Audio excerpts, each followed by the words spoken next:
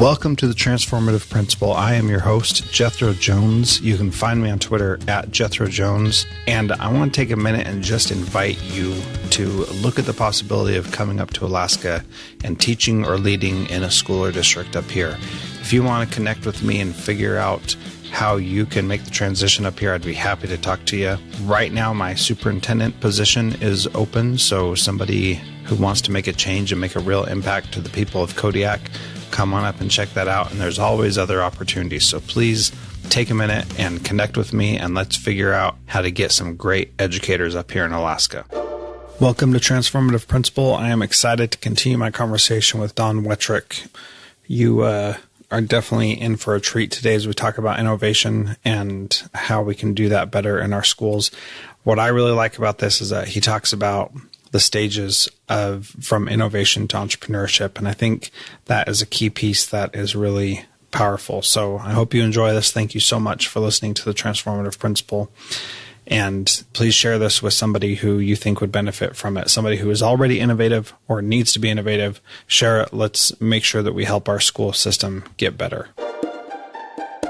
You know, just the other day, I had to do an emergency sub for a teacher whose sub didn't show up, and it was a choir class, a girls' choir class, and my 10th grade choir teacher said, Jethro, it'd be better if you just mouthed the words. So I'm woefully unprepared for doing anything like that.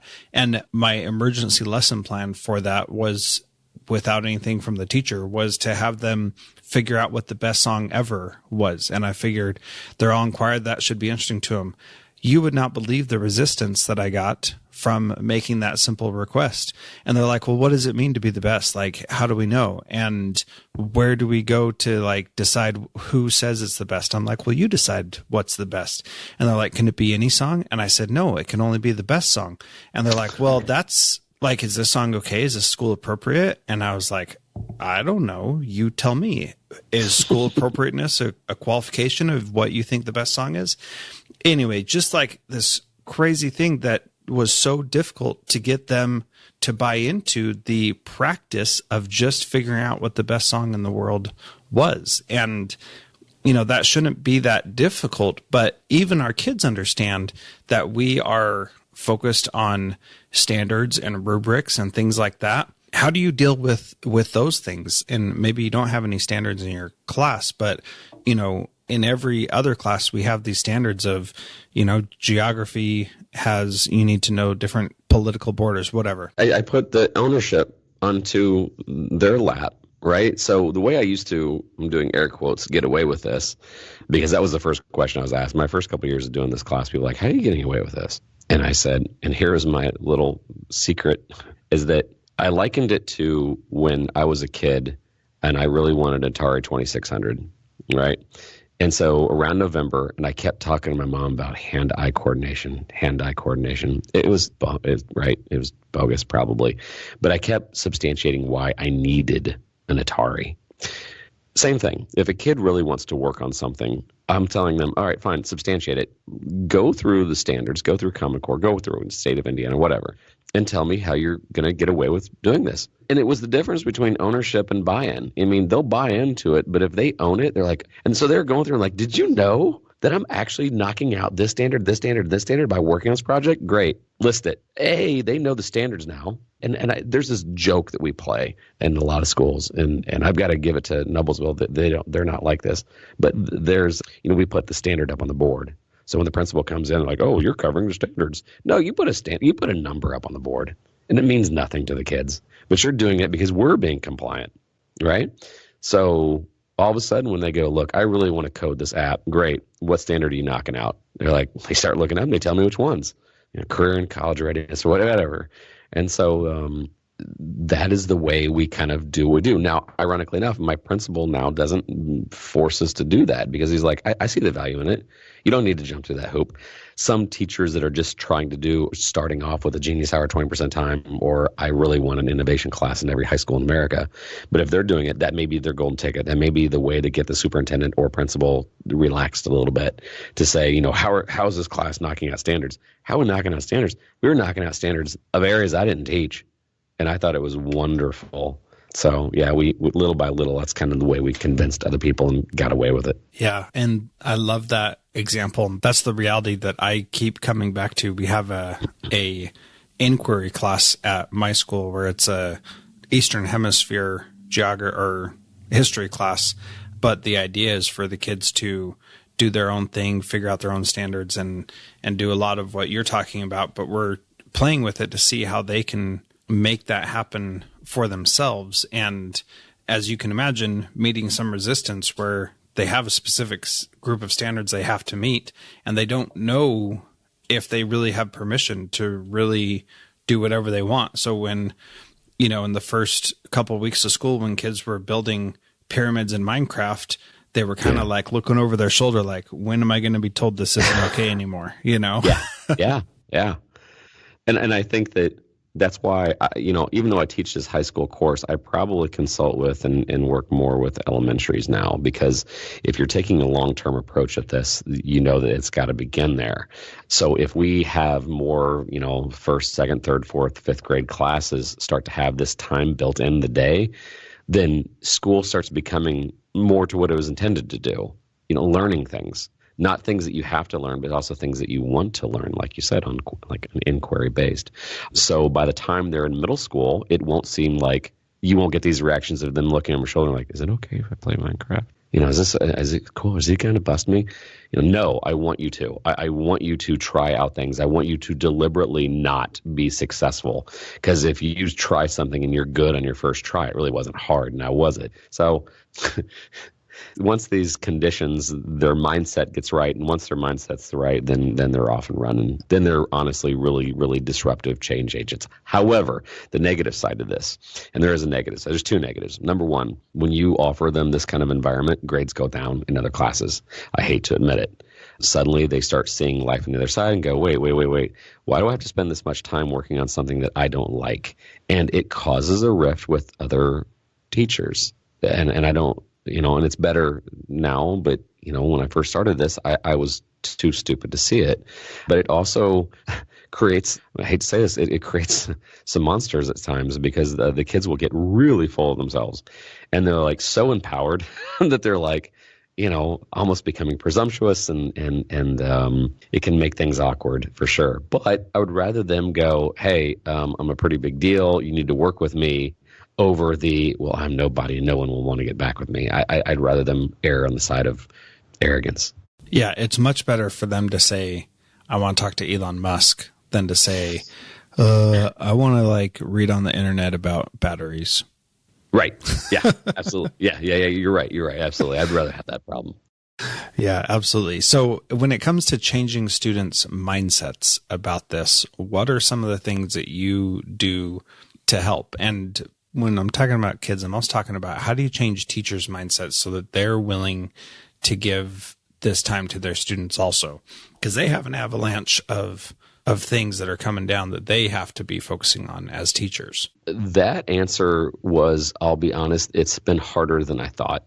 I hope this doesn't come across snarky, but it probably is. I can't hardly take the emotional keynote and 45 minutes of head nods and then nothing, right? Hey, kids should learn. Mm-hmm. Yep. Kids should innovate. Yep. We need to provide kids an opportunity to innovate. Yep. Man, that was a good keynote. What are you going to do about it? Oh, nothing. That was just a really good keynote. It really made me think. Yeah. Did it compel you to action? No. And I think where my calling and maybe my strength is, as I appear with a principal, is also convincing principals and superintendents, because you have one of three scenarios. Scenario one, you have a bunch of teachers that want to change, and the superintendent / principal / administration goes, Okay. You have superintendent, then you have scenario number two, where you have the rock star principal or superintendent, and the teachers are like, I'm just going to shut my door and do it the way I've always done it. Okay, that's equally as bad. And then you have situation number three. I mean, actually, there's more situations, but I'm just giving you the three most common. Then you have situation number three, that you have pockets of teachers that want to do this, and a principal and superintendent, they go, yeah, give it a try. I think those pockets of teachers are so important, because they're going to pave a way and they're going to show that the water's fine and you can jump in. That's who I want to work with. And that's why we've been tirelessly collaborating with other teachers. It's why I do travel. It's why I do, visits and stuff to other schools. Because if you're a singleton, it's tough. You'll get so much domestic abuse from within that it's hard to achieve. But if you start finding 3 and 4 teachers within a building, you're like, hey, let's shake things up. Let's give this thing a try. Let's give 20% time a go. Start scaling it up, and then I think you can really, really change things. The other thing is that if you do have a reluctant superintendent or principal, be the Trojan horse. A lot of times you can go along quietly and do these things, and all of a sudden you showcase really great student work, and magically, your superintendent and principal, hey, they supported it the whole time. Yeah. I don't know what you're talking about. I was a big fan of this from the beginning. Just unpack the Trojan horse after you've had some great student success. That's been the method that's been working for us anyway. Although I have to say, again, where I'm at, I was brought here because they wanted an innovation program, and I am just sitting in the middle of awesomeness. And they allow me to be me, and they allow me to, I've told them, like, what if this all blows up? And they're like, don't do it a second time. So we do a lot of experimental things here. Yeah, and I think that a lot of teachers assume that going off course with something like this could be a lot more detrimental than it actually is to them professionally. And I think the majority of principals are okay with teachers experimenting with things and trying new things and doing things differently. And for some reason, teachers are so afraid of a consequence or losing their jobs or whatever, when the reality is that's likely just not going to happen. You may get called to task and may get reprimanded, and you could be way off course. But, for my teachers, I would really just appreciate them doing it and then, figuring out the logistics later. The standards piece is a big one. The reality is kids can learn a ton of standards without much input from us. They can just figure them out on their own. They really can. And if they do that, then that's the thing that I'm tasked with ensuring, is that kids are getting the education they need. And you know what? If you can tell me how the kids figured out what standards they were learning, I am right there with you. And it's a pretty powerful thing when kids can do that, because then they're actually invested in it. Yeah, I think our last big challenge is to be hyper transparent, right? If educators keep bemoaning that the coverage we get on the media is less than good, well, then shame on us for not pushing things out. There's a lot of awesome things going on in a lot of schools. And when we take to our own media outlets, we can start changing people's minds, but we can also start changing the culture around the whole building when all of a sudden you're a destination of things that are getting done. So we're really trying to set the table for sustainable change, long-term change. And I know this is just cliche city, but the only risk that we're taking is not taking any risks. And I've been reprimanded before. Yeah, I've been told, why didn't you ask ahead of time? Why are you asking for an apology? And I'm like, you probably would have said no. So I wanted to do it. So sometimes I frustrate my administration, but no matter what, we've always done what's right and what's good for kids. And when you're daring and you're bold like that, you create opportunities. And I think that you're pretty darn safe as a teacher when you're trying and pushing boundaries in a good way for kids. So that would be definitely my big parting message to if teachers are listening to this. Go and push those boundaries delicately. But if you're a principal listening to this, hey, find those teachers and walk up to them. You know who they are. Go up to them and say, hey, man, I want you to take some more risks. What would it look like to have a little bit more fun in your job, and then also push yourself into new areas and deliberately try things that you have no idea what you're doing, but you're going to learn anyway, and then model that behavior and just go have fun with it. Yeah, I love that approach. And I'm thinking of 3 teachers that I'm going to go up and talk to and say, take a few more risks. Awesome. So I know they're ready, and I'm definitely going to get your started up intro course for one of my teachers who is ready and just needs a little bit more guidance and fluidity. So I think that's going to be good. You talked about earlier on, you're starting out with 20% time, and what you're doing is a full-time class. So it's not 20% time for you, but it's a little bit closer to 20% time for kids. When you're doing that, that's really just one day a week. Is No. that enough time No. for a teacher to really get No. into it? This is what I'm really opinionated and really passionate about this. And I've made a couple people mad, but 20% time, in my humble opinion, is not good enough for high school. It drives me nuts. This is great when you can interweave it in elementary. It gives them the taste. Part of your school day is about the things that you really, really enjoy and want to know more about. I think the great gateway, I shouldn't say gateway drug, but the great gateway thing in elementary is like Minecraft. They will go nuts on it. They will learn more. That you can get into redstone and all this other stuff, and they'll go crazy. By the time they're, in my opinion, in middle school, especially if you're teamed in middle school, you can share this responsibility with the team, but you should start giving it a little bit more time. I personally think it should be its own class by middle school, or at least by 7th or 8th grade. By high school, there should be a part of your day every day, or if you're on block, every other day, to where you are actively pursuing your thing. And I think it's entrepreneurial at that point. This isn't my ideology. This is Tina Seelig. She's talked about the difference between imagination, creativity, innovation, entrepreneurship. Everybody has an imagination. The level of engagement is creativity. If you get really creative and you start thinking of things that haven't been done before, or at least to you, that's innovation. And those cool ideas that you're doing, if you can bring them to the rest of the public, that's entrepreneurship. That's the level I want. Kids in kindergarten have the greatest imaginations. Let's get them more creative in grade school. Great. Let's level up in middle school to true innovation.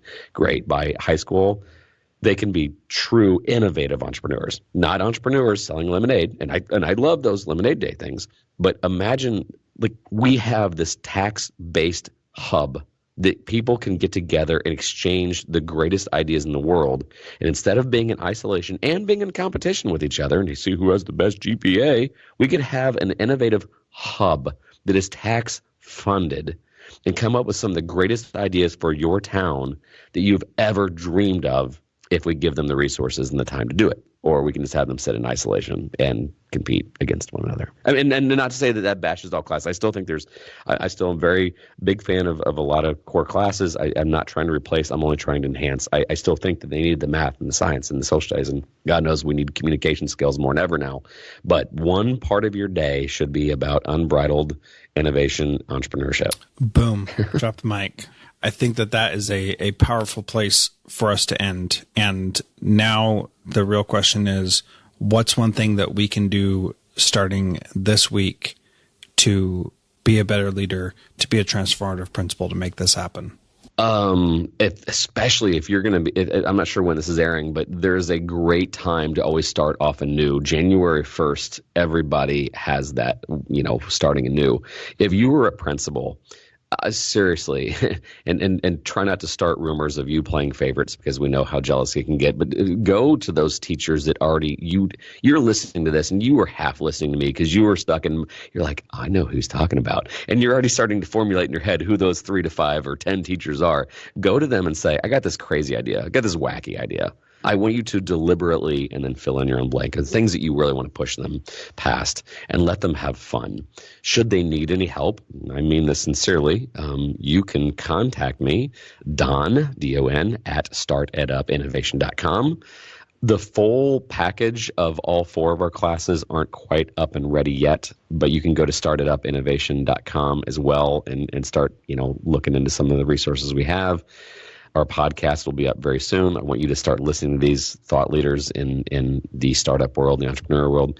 And then, let me know how I can help, especially as they try things and then they're greatly, I hate to say this, when you start things like this, it gets worse before it gets better. And that's the really tough part. When you all of a sudden you're like, hey kids, who wants to do things that you've always wanted? And they're like, I do. And like, okay, what are you going to do? I don't know. Nothing. When you hit that wall, seriously, when you hit that wall, contact me. I will talk you through it, and then we'll be able to share. And I also meant that's where Started Up is headed. I'm less concerned about. I basically want to provide a community. I want to start a dialect where we can start bouncing things off of one another to be a support. I want to, have guests like on my podcast. You can say, hey, you should listen to Navi and Jane, or hey, there's an opportunity for you to do X, Y, and Z. And then this community we're going to build and share what innovation means for education. Yeah, I love it. And what is the name of your podcast? Start Ed Up podcast. Nice. Yeah. We're talking, and our first 15 guests are some just amazing startup people. I'm shocked with who we've been able to connect with. And my gosh, providing opportunities for our students to, like Tim Ferriss called our class the other day. How cool. I hope you know who that is. Wow. Yes, that's amazing. Yeah. I mean, Naveen Jain is among my favorite persons now in the world, and getting for him to connect with my students and all these really great startup people that I think are really influential and fantastic. So yeah, well, that is awesome. Thank you so much. I'll make sure I put a link to that podcast in the show notes, because this will come out in January sometime. So Thank you so much, Don. I appreciate your time. Thank you. That was a great interview with Don. I really appreciate learning from him and helping us know how to do innovation in our schools. And, one of the things that we talked about after we were done was how powerful it is when we can really do these things in our schools. And I hope that you will take action and not just listen to this and say, oh, that was cool. So what is the thing that you're going to do to take action on improving this? I'll tell you one thing that I did is I bought the innovation crash course for one of my teachers who's ready for it. I'm going to find some other teachers and I'm going to talk to them and see what they need from me as far as support goes to help them be more innovative. So I hope you can do the same. Please do something with this information and make your life better because of what you're listening to today. Thank you so much and have a wonderful day. Transformative Principal is a proud member of the Education Podcast Network. Podcasts for educators by educators. Visit edupodcastnetwork.com for more great podcasts.